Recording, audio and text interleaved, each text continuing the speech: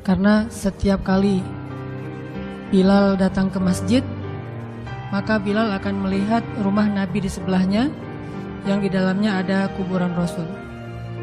Jadi kalau kita bentuk cintanya adalah kangen pengen ke Masjid Nabawi, kalau Bilal justru karena saking cinta udah gak kuat lagi berada di Masjid Nabawi.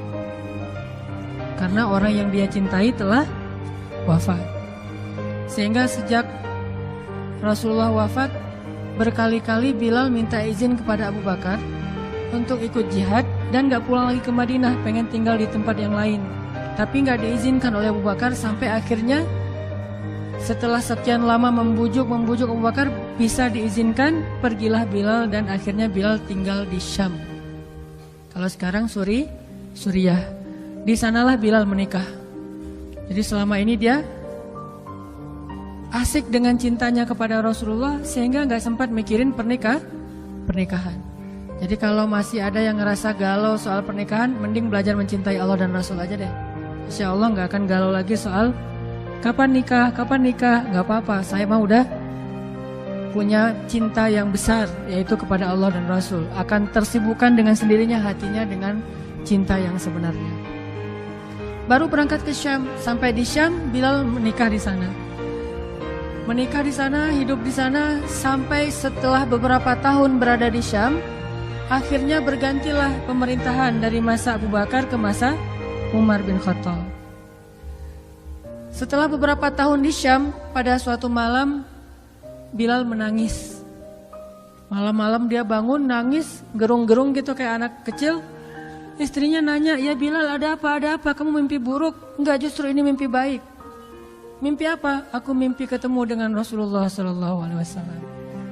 Dan Rasulullah bersabda, "Siapa yang melihat aku dalam mimpi, berarti dia melihat aku dalam kenyataan." Aku bertemu dengan Rasulullah di dalam mimpi dan Rasulullah berkata, "Ya Bilal, kami rindu kepadamu. Sudah lama engkau tidak mengunjungi kami ya Bilal." Setelah bangun dari mimpi itu, Bilal semakin rindu kepada Rasul, merasa bersalah udah lama gak menjenguk Rasulullah. Akhirnya Bilal pun memutuskan untuk, kalau bahasa kita mah umroh, memutuskan untuk ziarah ke makam Rasul. Berangkat Bilal dari Syam, umroh ziarah ke makam Rasul. Melihat Bilal masuk lagi ke kota Madinah, penduduk Madinah itu berasa seperti hidup lagi di zaman Rasul. Senang gitu, dan Umar sangat senang dengan kedatangan Bilal. Sehingga selesai Bilal sholat, selesai Bilal ibadah-ibadah sunnahnya, termasuk menjenguk atau berziarah ke makam Rasul dan Abu Bakar. Kemudian Umar berkata kepada Bilal, "Ya Bilal, sudah lama kami tidak mendengar suara azan darimu. Tolong kumandangkan sekali lagi azan seperti engkau mengumandangkannya di masa Rasul. Kami rindu ingin merasakan suasana di zaman Rasul." Benar Bilal, kata para sahabat yang lain yang ada di situ.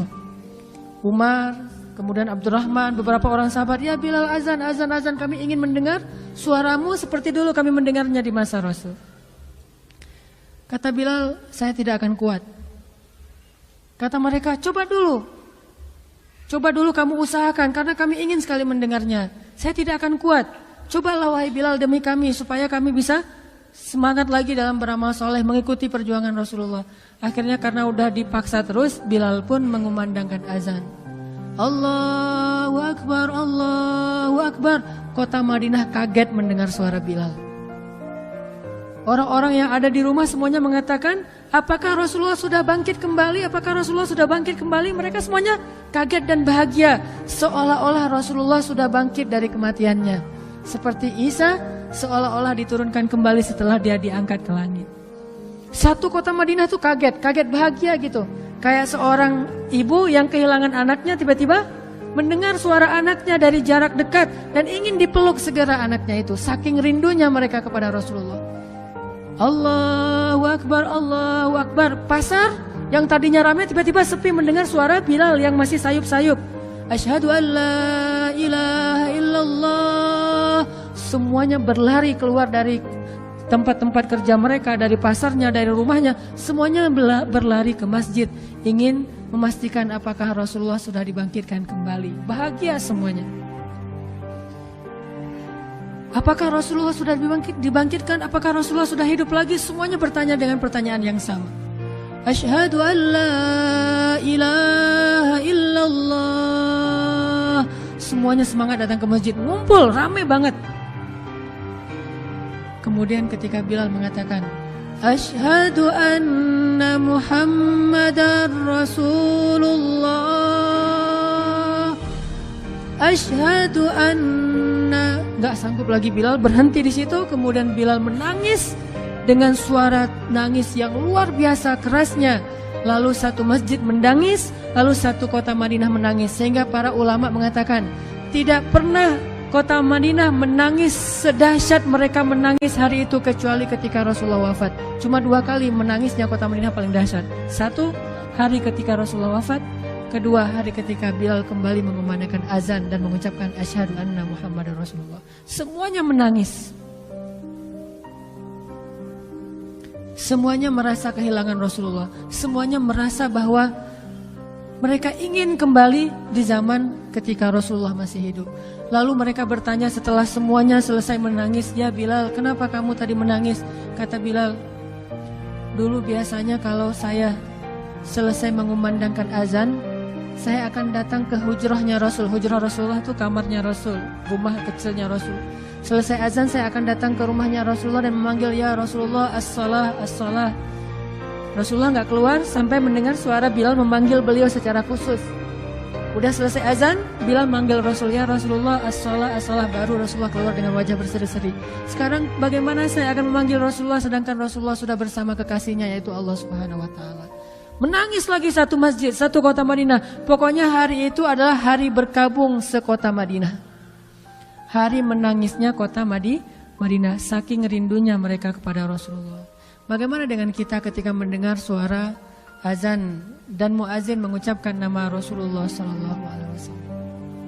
Di situ kelihatan apakah kita mencintai Rasulullah lebih dari apapun juga setelah Allah Subhanahu wa taala.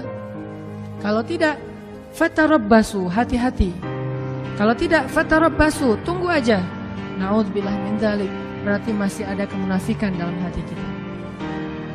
Bagaimana kita, apakah hati kita merasa gemetar, bergetar ketika kita mendengar suara seseorang mengatakan Muhammad sallallahu alaihi wasallam, Rasulullah sallallahu alaihi wasallam? Apakah hati kita bergetar seperti bergetarnya hati seorang kekasih ketika mendengar suara kekasihnya, nama kekasihnya disebutkan? Kalau yang pernah jatuh cinta banget, jatuh cinta berat, pasti tahu banget gimana rasanya ketika ada seseorang yang menyebutkan nama orang yang dia cintai. Pasti berubah suasana perasaannya, hatinya, ekspresi wajahnya, itu pasti. Kalau yang pernah merasakan cinta berat. Kalau yang belum pernah, ya tanya aja ke yang udah pernah. Itu pasti tuh. Namanya misalnya ditulis di mana? Saya pernah ya, pas saya lagi umroh, di hotel itu ada satu gate, nama gate-nya itu nama istri saya. Langsung saya fotoin, cekrek. Langsung saya send ke istri saya, ini nama kamu ada di gate yang masuk ke masjid. Namanya ada di gate salah satu hotel di Mekah. Pas saya baca itu kayak ada beda gitu dengan membaca gate-gate yang lain. Walaupun ada gate Abdul Aziz, King Fahad atau apa segala macam. Ini ada satu gate bukan di masjid sih. Kalau di masjid keren banget istri saya gitu. Di hotel gitu, gate-nya itu menuju ke masjid, nama istri saya. Nama panggilan sayang saya kepada istri saya. Itu beda hasilnya, beda rasanya. Bagaimana ketika nama Rasulullah Sallallahu Alaihi Wasallam disebutkan? Apakah kita mencintai nama itu? Muhammad. Sehingga kita ingin memberikan nama itu kepada anak kita. Atau kita senang dipanggil Muhammad. Orang Arab kalau nggak tahu namanya pasti memanggilnya Muhammad, gitu kan? Bukan, saya bukan Muhammad, saya Hanan. Enggak, saya Muhammad. Nama saya Hanan, tapi saya cinta dengan Muhammad. Atau mereka manggilnya ya Abdullah.